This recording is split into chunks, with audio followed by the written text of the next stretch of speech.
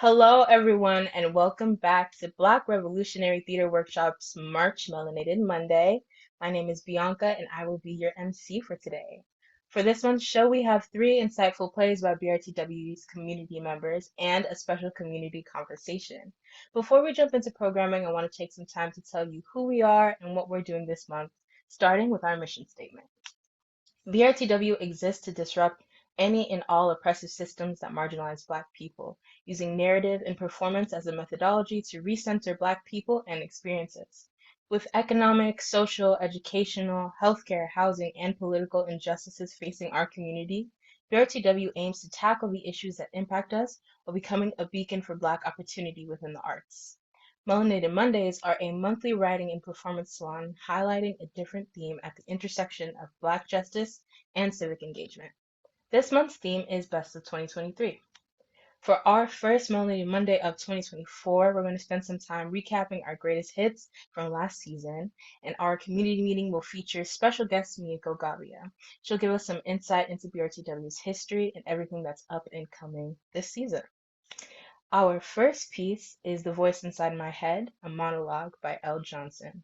Stage directions will be read by myself, and Man in Black will be played by Cyril Amanfo. Trigger warnings include detailed descriptions of police brutality, depictions of gore and death, strong language, and racial slurs. Act 1, Scene 1. The curtain rises. We're in the semi-darkened chapel of St. Benedict's Episcopal Church in Boston's Mattapan neighborhood.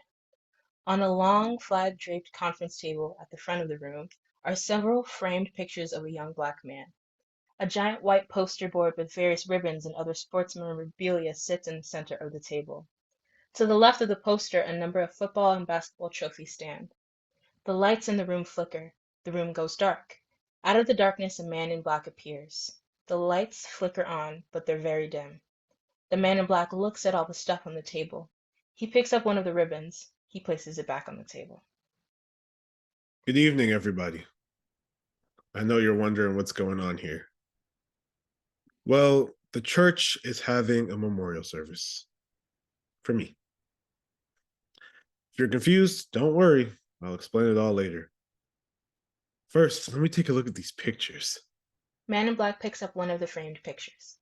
This is me in my younger days, when I still had hair. Man in black laughs. He places the picture back on the table. He picks up another picture. And this is me back when I was in the military. Man, I hated the fucking military. Nothing but a bunch of racist pricks yelling at me all the damn time. Man in black places the picture back on the table. He picks up a trophy. He reads its inscription. First place, 100-yard dash. All city track meet, Boston. Man, what a day that was. Christ, I can't believe how fast I was back then. Anyway, like I was saying, for what it's worth, you're here to attend my memorial service. See, last week, while I was out on my morning run, I was shot and killed by a freaking cop. Now, I know what you're thinking. What did he do? Or you're probably saying to yourself, he must have done something, but you're wrong. I ain't do nothing. I was out on my run like I do every morning, and this asshole shoots me for nothing. What surprises me the most about all of it is that since I got shot, the shit has gotten crazy as hell. I mean, there's riots all over the place, people marching, demanding justice, all types of shit in my name. When it first started, I thought it was cool, but now with the looting and stuff, I don't know. But hey, that's not why I'm here. I'm here because there's a lot of people out there who think I got what I deserved. Well, I'm here to tell you, I didn't deserve that. And then what you saw on TV, on Facebook, or wherever the fuck you saw it, that is not how it went down. And no, I didn't deserve what happened to me. So to clear shit up once and for all, I'm going to tell you what really went down. And you decide for yourself whether I deserve to be shot in the back or not. Like I said earlier, I was on my morning run when I saw this cop car drive past me. Hey, I was jogging, minding my own business, so I didn't think nothing of it. I mean, I've been doing the same run at the same time every morning for the last 10 years. All of the cops in the neighborhood knew me, a lot of them by name, because I joked around with them when I saw them in the Dunkin' Donuts when I went to get my daily shot of espresso. Anyway, when the cop drove by me the second time and started slowing down, I got a little nervous. So I slowed down too. When he saw that, he immediately turned around and flipped on his blues. I watched him leap out of the cruiser, pistol in hand, and I knew the shit was on. Show me your hands, the white cop yelled, his sidearm pointed directly at my face. For some reason, even with the gun in my face, I wasn't afraid. Not at first, anyway. I hadn't done anything wrong, so why should I be afraid? I kept telling myself to relax, that it would all be over in a minute, but hard as I tried, could not relax. How can you relax with a cocked 9mm pointed at your head? Show me your goddamn hands, the policeman screamed a second time. I tried to put up my hands, but I wasn't putting them up fast enough. So he clocked me upside the head with the barrel of his pistol, sent me sprawling to the pavement. Lying there, blood gushing from my head, I was now completely terrified. I had to get away, but I was too scared to run. I knew that if I tried to run and he caught me, he would kill me for sure. So I lay there on the steaming hot asphalt, his size 13 police boot firmly planted at the base of my skull. I got you now, nigger, he taunted as he ground his boot into my neck. I heard the walkie-talkie go off, and the moment he went to answer it, he raised his foot off my back. That was the break I was looking for. When the voice in my head yelled, "Run," I leaped off the ground and took off running. That was the worst mistake of my life. I was a few feet away from it when I heard the shot. Then I felt the flame. Do you know what it feels like to get shot? It feels like someone stabbing you with a red hot poker over and over and over again. I grabbed my arm and I could feel the warm blood oozing through my fingers. I realized I'd been hit, but I tried not to panic. I knew that if I panicked, it was over. I tried to run faster. That's when I heard the second shot. I think it hit me in the leg, but I can't really remember. Probably because it didn't hurt as bad as the first shot. Or maybe I was too scared to feel it. Stop, nigger, stop! I heard him yell seconds before the third shot hit me in the lower part of my back, dropping me to the pavement. As I laid there, sprawled on my back in the convenience store parking lot, I could hear the sound of his boots running towards me. I was in excruciating pain. All I could feel was burning. My whole body was on fire. Started getting woozy. Before I blacked out, I looked around and I realized that there were people everywhere watching me dying. As the cop walked closer, everything went black. Slowly, I felt the contents of my body spilling out of me. Shit, piss, blood, everything. Pouring out onto the street for the whole world to see on Facebook Live and Instagram. With the crowd staring on, the cop stood over me, his weapon in one hand, his walkie-talkie in the other. All of a sudden, I started hearing sirens. I was completely out of it when the paramedics finally got me on the stretcher. As they ripped off my shirt to reveal my wounds, all I could think was, God, help me, please. I can't fucking breathe. Curtains. The end. Thank you so much, Cyril. Our next piece is The Beauty of My Youth Is Gone, but the Chemicals Remain by Kendra Augustin. Jamila will be played by Dewey, Max will be played by Kendra, and stage directions will be read by Cyril. Trigger warnings include prejudice, forced cosmetic surgery, unattainable beauty standards, discrimination, and classism. Lights shift to Jamila and Max, who are in a three-person canoe in the one good pond. They row in silence for a few minutes. Bunny sounds in the background, probably. The thunder, you guessed it, claps. There hasn't been one day of sunshine here. Does it not depress you to live like this? What? Your people use our land as dumping ground for their toxic chemicals. They manipulate our weather so yours can be a paradise. I've never seen the sun here. I doubt that. You're so clueless. You could be kinder. I'm as kind as my circumstances allow me to be. If there's any harm coming from my land that is intentional, I am sorry. Not if. Your people sell thinness to us. Perfect skin, strong jaws, sexy cheekbones, fitness, youth. And we get your fatty foods while you hog all the greens. I distinctly recall Linda saying that nothing beautiful was expected of anyone here. Strong ideologies manage to find their way through the cracks. How much was your face? Pardon? I notice you haven't gotten into the buccal fat removal trend, which I just call permanent duck face. That's good. But your nose isn't like it was when you were a child. Your jaw was rounder then. You stole my picture. I see why we send our criminals here. I'm sorry. Do you have any kids? How old are they? Do you like them? I love them. Do you like them?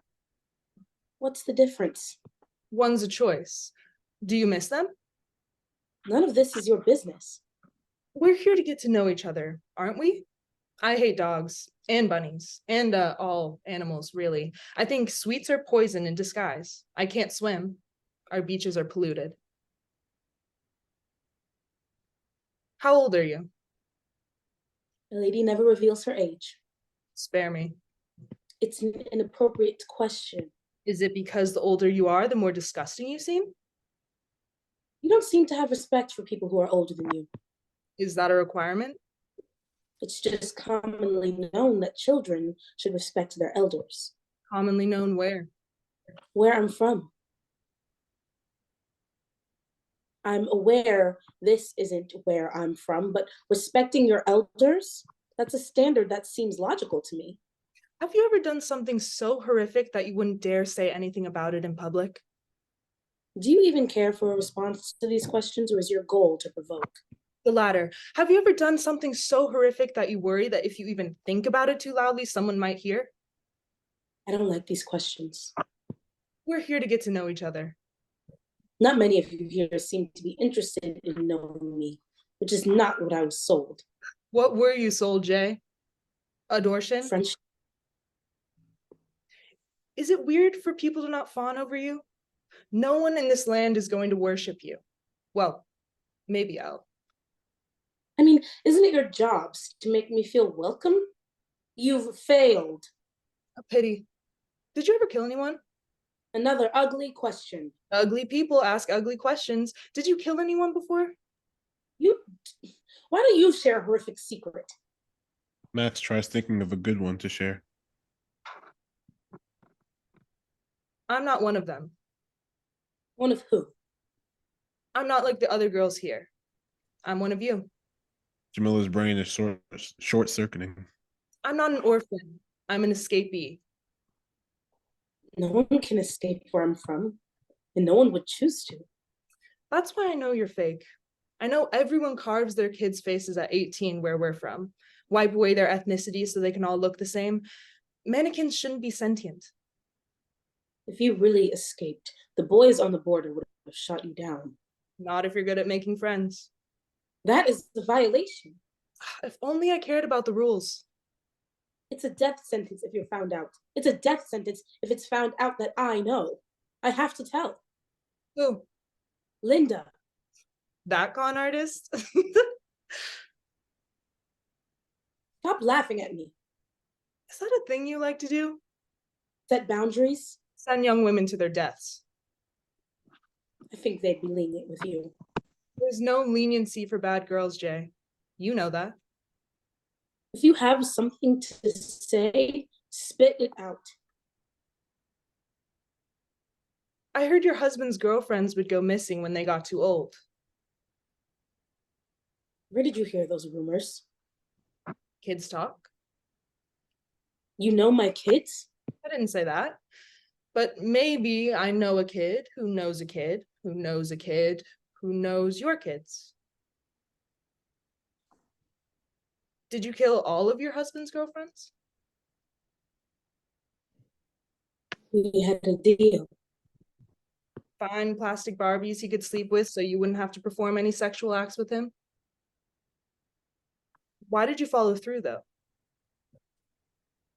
I never thought he'd expose me if I did what he wanted. My dad was a plastic surgeon, too. They can't be trusted. How naive to think you were safe. I thought exposing me would expose him. But it's a crime to get a new face, but not to carve one. Who knew? My parents tried to get plastic surgery out of the shadows for years, but the powers that be said, if we openly make beauty something money can buy, then what separates us from them? Just diet and exercise, right? Just drink enough water, right? Just self-care, right? You're Pam and Joseph's child, the one who disappeared 4 years ago. Maxine? Max, the one and only. How did you do it? Preserve the cherubic faces of those dead girls? When their bodies were sent here, it was like they were just sleeping angels. All the gruesome details, please. Nasty falls, carbon monoxide poisoning, allergic reactions, induced asthma attacks, finding their weakness, and killing them off without incident. That's how I did it. I think you should have killed your husband instead. And live as a widow. Embarrassing. Embarrassment is more horrific than murder. Noted. Widows and divorcees get exiled much earlier. You know that. I bet you've murdered a few people yourself. Do you swear to keep this just between us? No, I thought we were sharing secrets. not keeping them. Camilla gets up. She takes the oar from Max's hands. End of scene.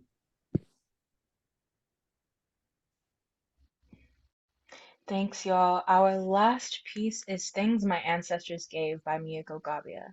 This will be read by Kara Innes. Trigger warnings include depictions of death and violence and mentions of mental illness. I'm staring at myself in the mirror, family pictures in one hand, trying to see who my parts belong to. It's difficult.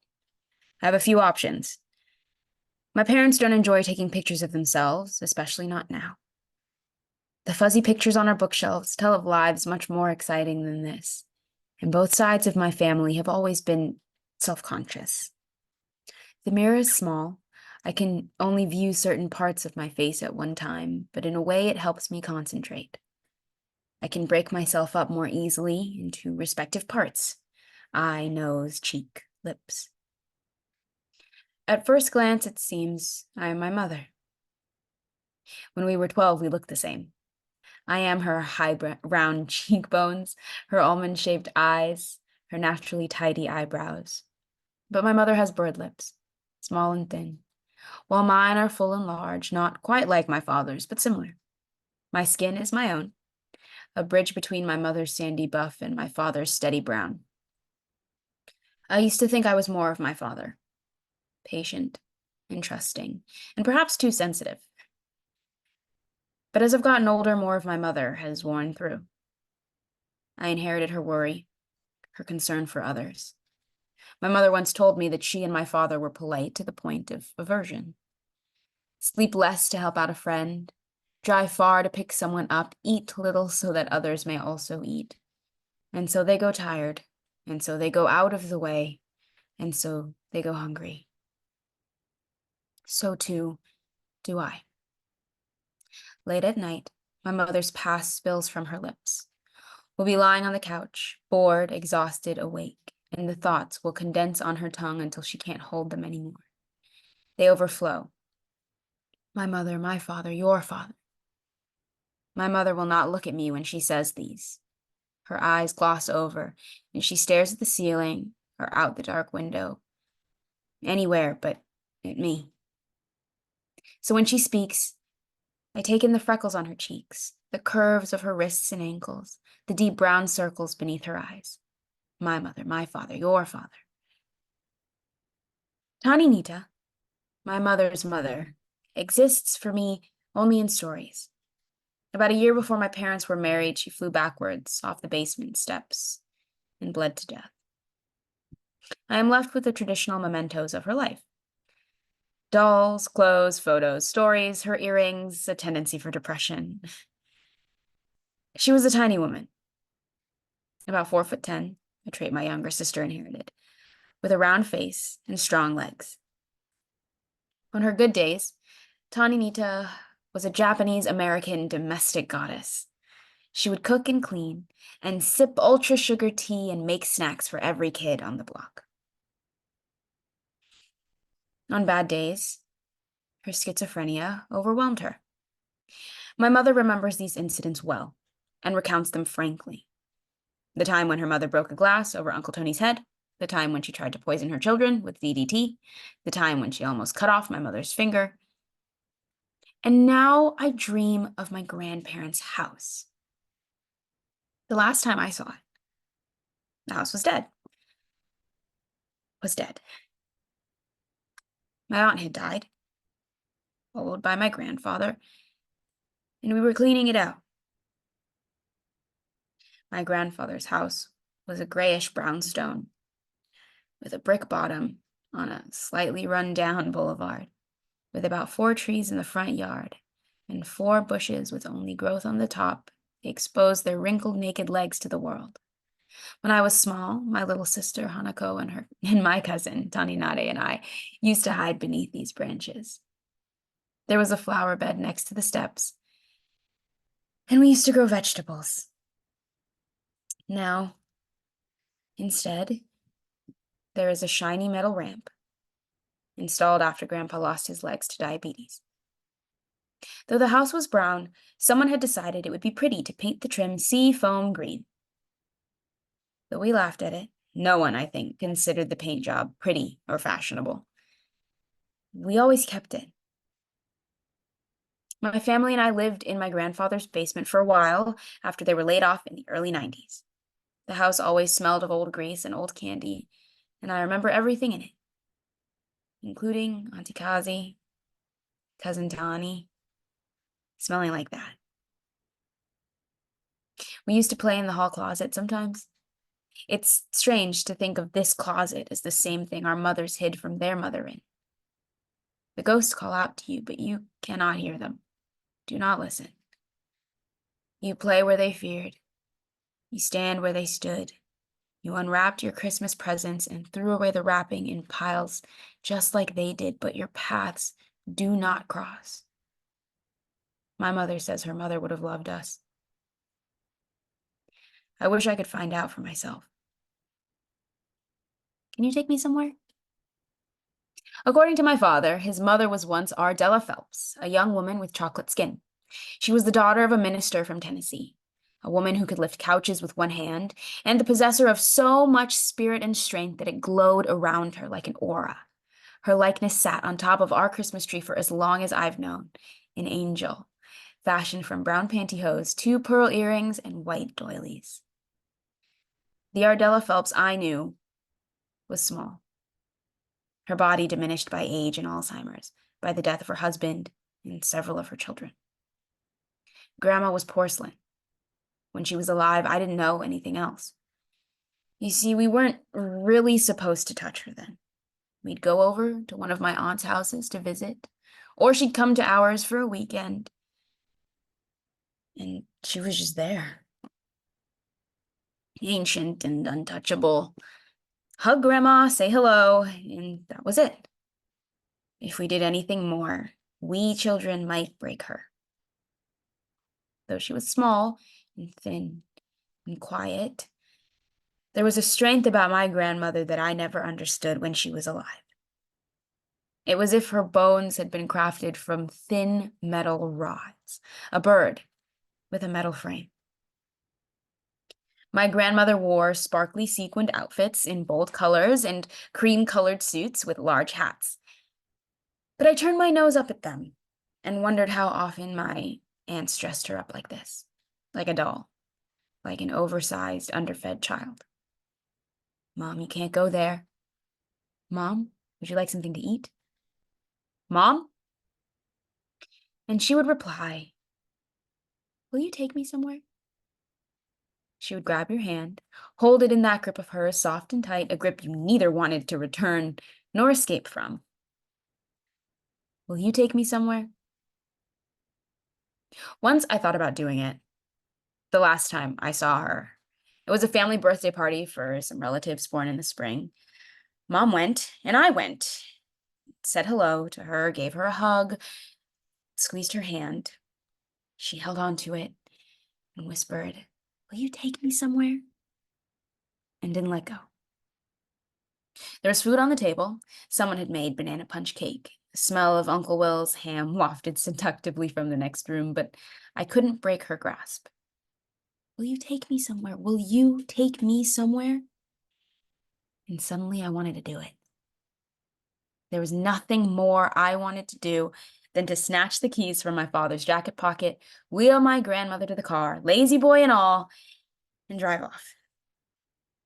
To where?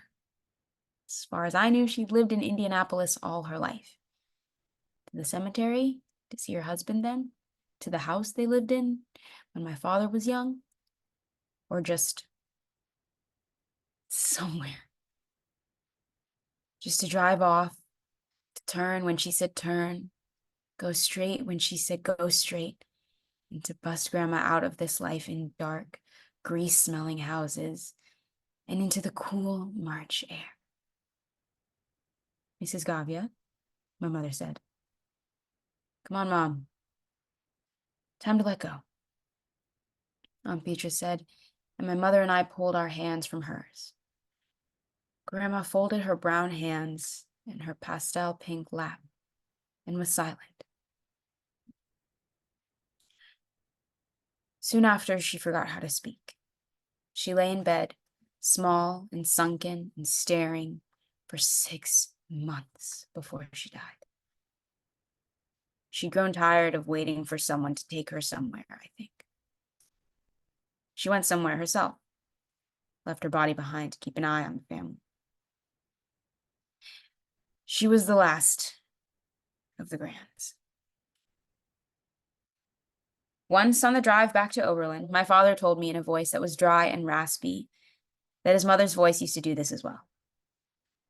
Through the sand and the gravel, he said, he can hear her. The past has a habit of never staying in one place.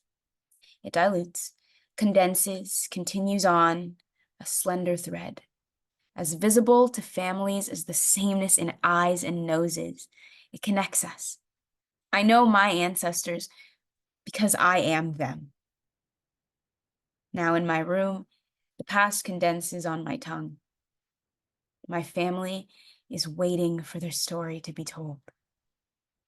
The words spill from my lips, spill from my hands, and I overflow.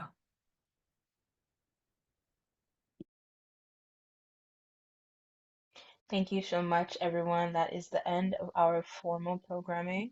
We're going to jump into our community conversation in just a second, but for now, let's take a quick break and we'll be right back. Thanks. Hello, we are back with the lovely Mieko Gavia and our community. Hey, y'all. Hey, Mieko. How are you? Doing great. How are you? Pretty good. We were just chatting before I hit record again that it's so great to see your Yeah, face. I feel yeah. like it's been a minute. Super excited to have you on the show. I know this particular program I've been like personally really excited about, and it has kind of been in the works for a while. So I'm so glad to have you today and finally, I don't know, do the thing. Yeah, yeah.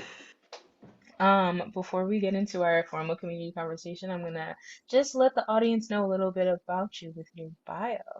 Mieko Gavia is a writer, actress, narrator, producer, and an all-around oddball from Indianapolis, Indiana. After graduating from Oberlin College with an honors degree in theater, Mieko followed the classic scenario of a small-town girl with big city dreams and hightailed it to NYC. When she's not acting, writing, or contorting herself for artists, Mieko can be spotted foraging in used bookstores or wherever good food abounds. You can also catch her work with Black Revolutionary Theater Workshop, a Brooklyn-based social justice focused theater company.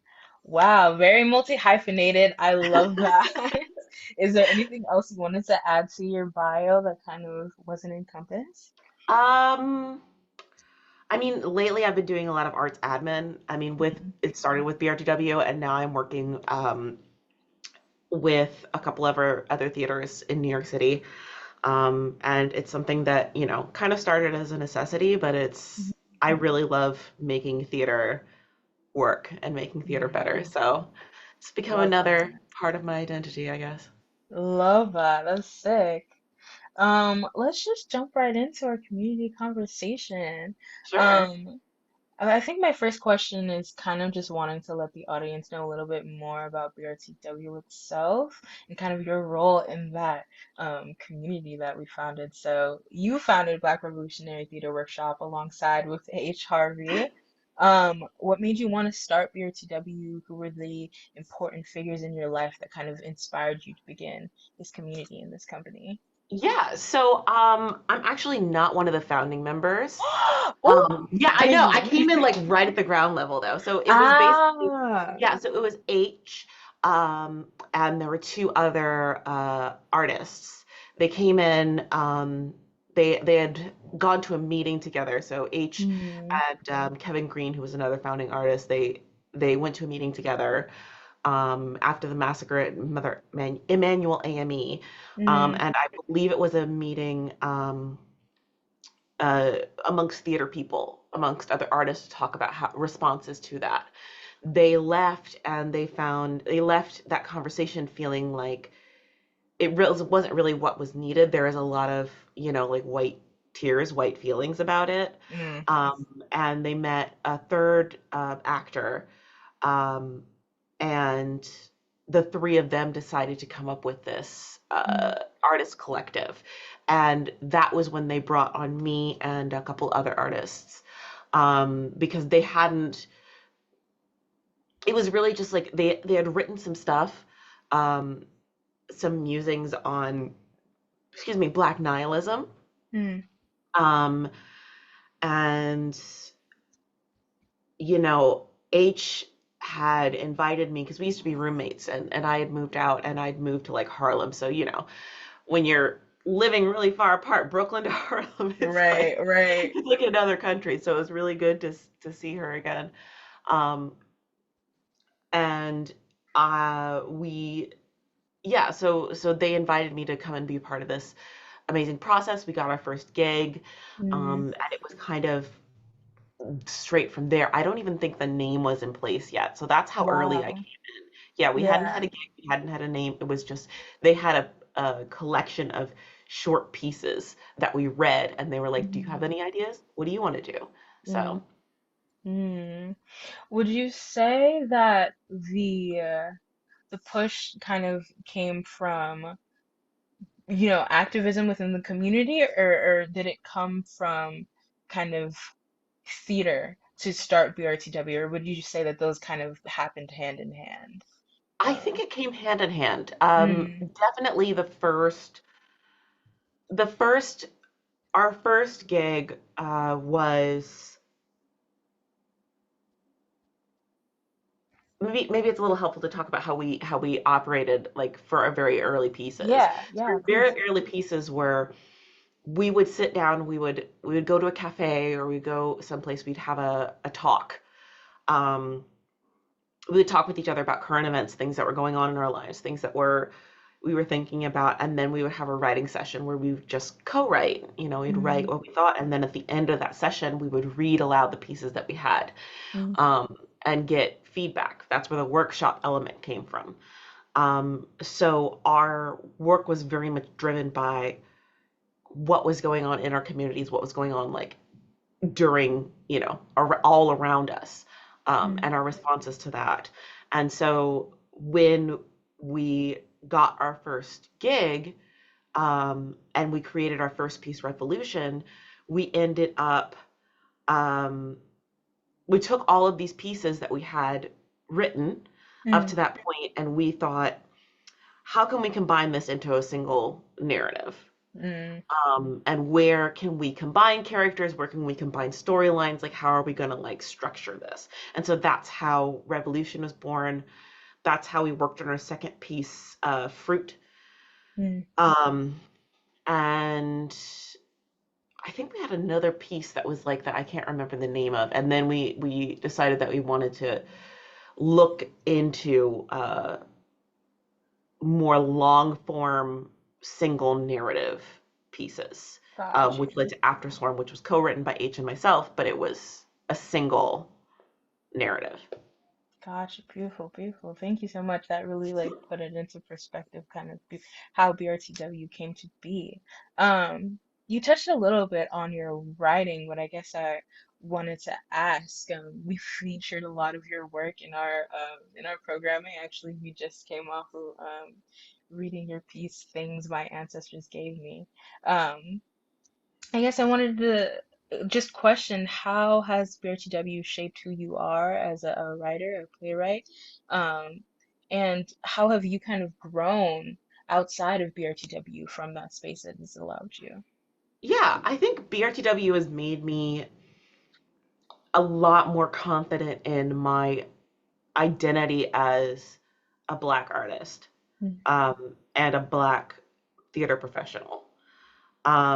It's,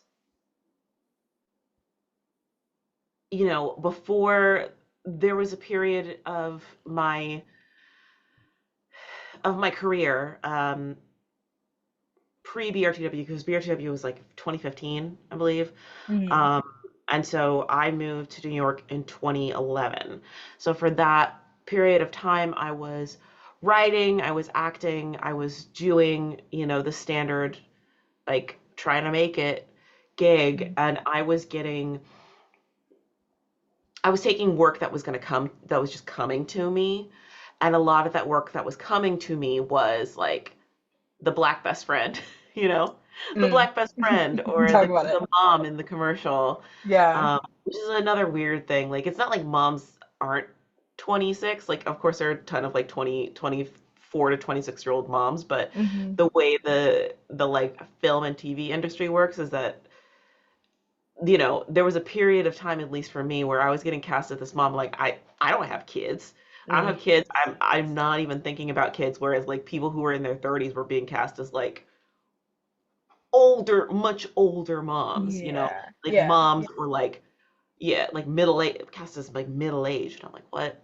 But yeah, that's just like a symptom of like how the industry just is just really weird, in Mm, that way. And I was getting these gigs that were leaving me, they were paying, but they were leaving me really spiritually unfulfilled. mm, And I was being in these spaces where it was just like,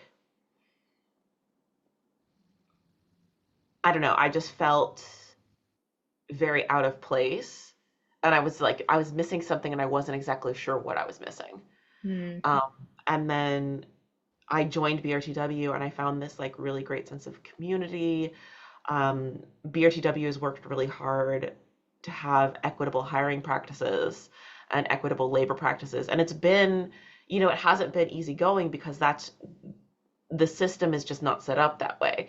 So right. like you have to fight to get it to you have to fight outside influences, and you have to fight your own, internalized notions of what labor is supposed to look like Mm, in order to make a healthy artistic and working environment.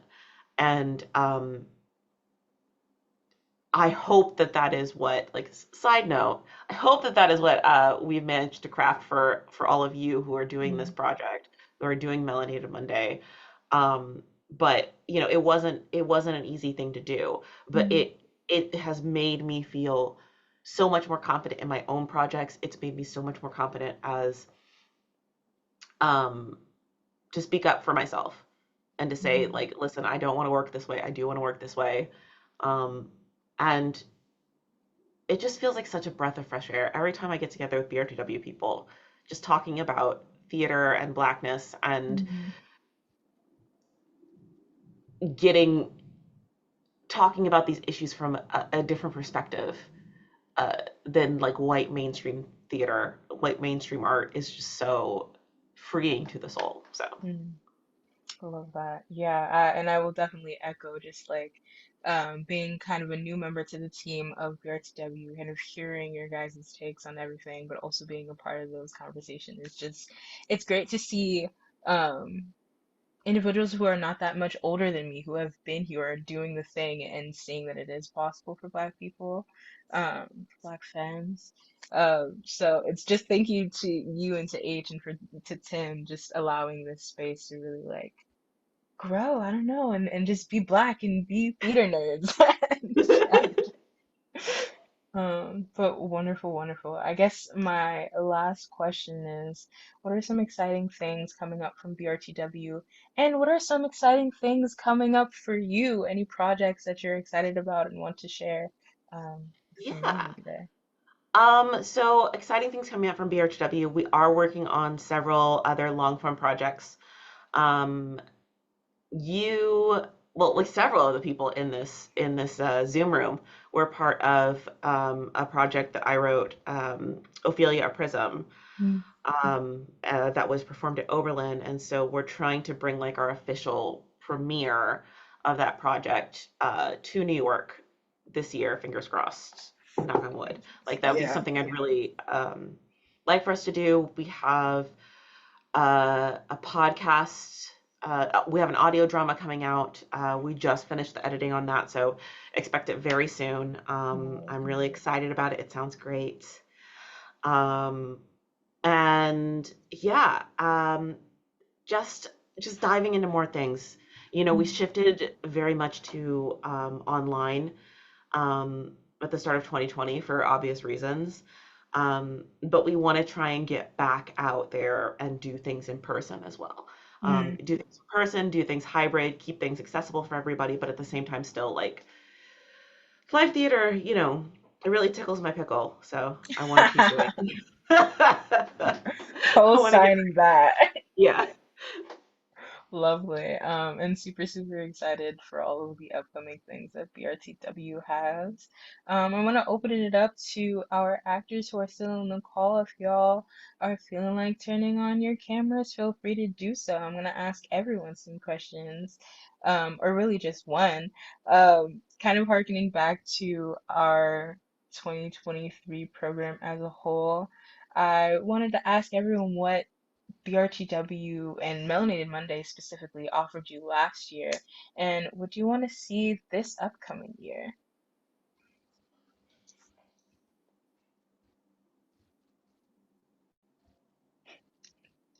I think for me, like being a teaching artist, teaching theater, and also like performing theater throughout the year, there's always like ups and downs in terms of energy and like if you're being engaged artistically.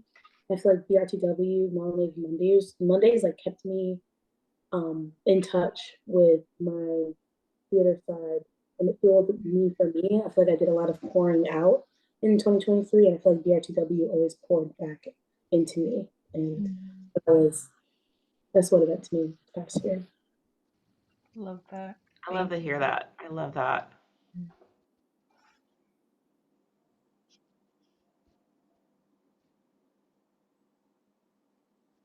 I can hop in also and just reflect on last year. Hi. Hi. Yeah, to kind of echo D-Way, there's a level of consistency that I think BRTW brings, especially when it's specifically Monday Monday too. Like as somebody who graduated from Oberlin with a theater degree and then ran over to New York, it's not like the fairy tale that you think of when you're a kid and you're like, I'm gonna go there and I'm gonna book all the roles and I'm gonna do all the things.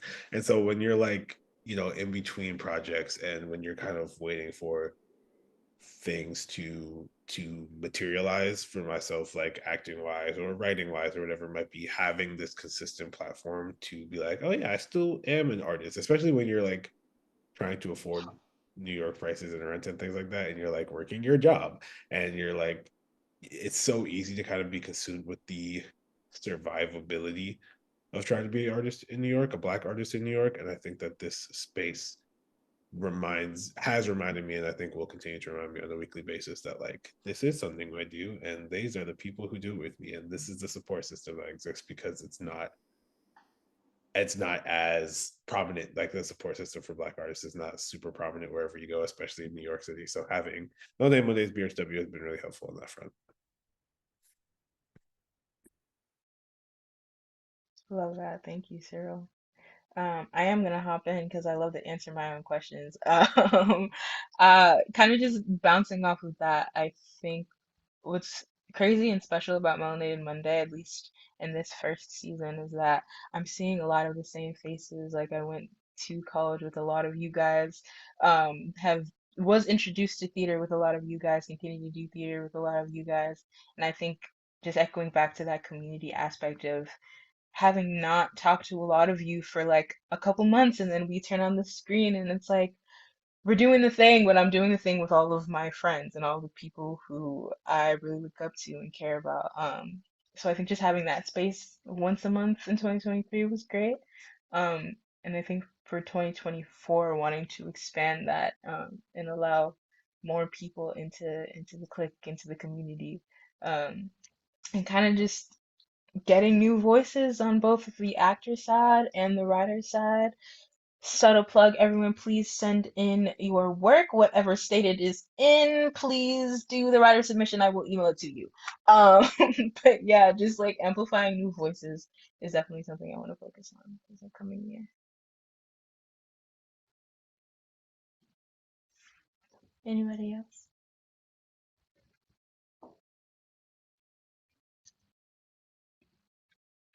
Great. Um, in the spirit of forward thinking and revolution, is there anything that we wish to see from BRTW, or dreams and hopes we have for this community? And Mieko, you can feel free to jump in if you so choose as well. Yeah, I want to see us expand um, to where we can have more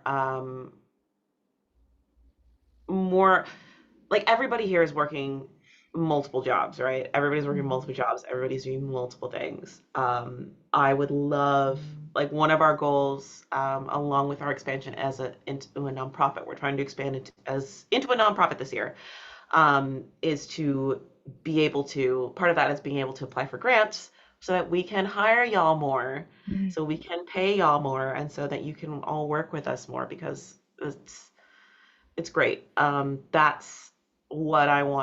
That's what I want for the company, is that um, I want all of you, I want all of the Black artists, everybody who's interested in making theater like equitably and focusing on like the Black perspective and multiple perspectives within Blackness. Like I want everybody to be able to get paid fairly for their work. And so that's what I want. That's why I want our company to expand, so we can do that for people. So that's my big dream. Mhm. Love that.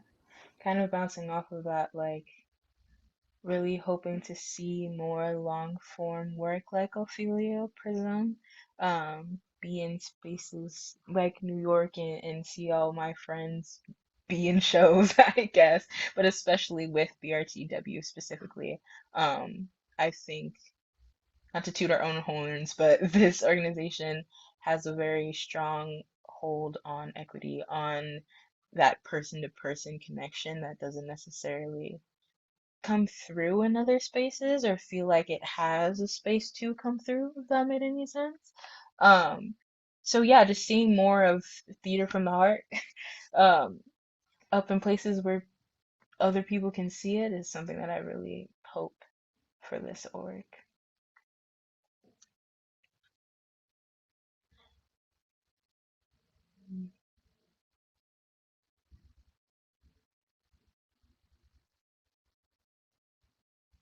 Great. If there are no lasting words, I'm gonna wrap it up for today. Mieko, thank you again so much for joining this program today. It was so, so special to have you, and so, so special to have all of my actors. A lot of faces who have been here since my very first Melanated Monday here. So thank y'all so much, and I hope you all have a great rest of your day, and we'll see you when the next show is. Bye, y'all. Bye.